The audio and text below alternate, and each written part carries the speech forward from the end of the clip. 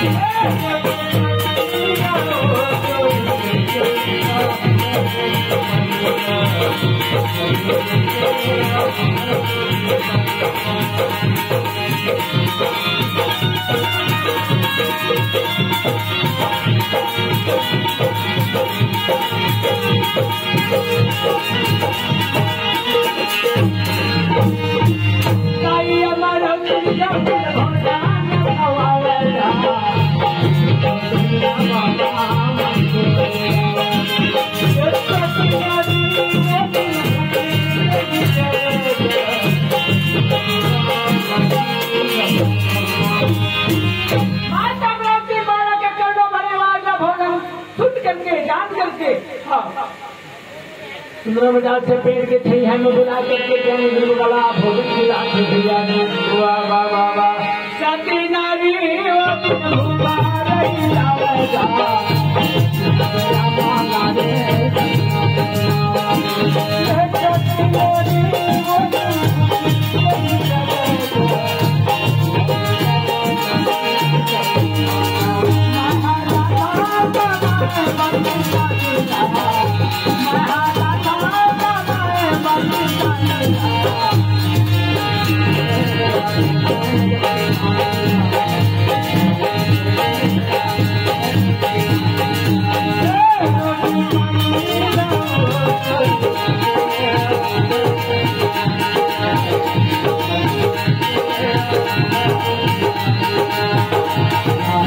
Yeah.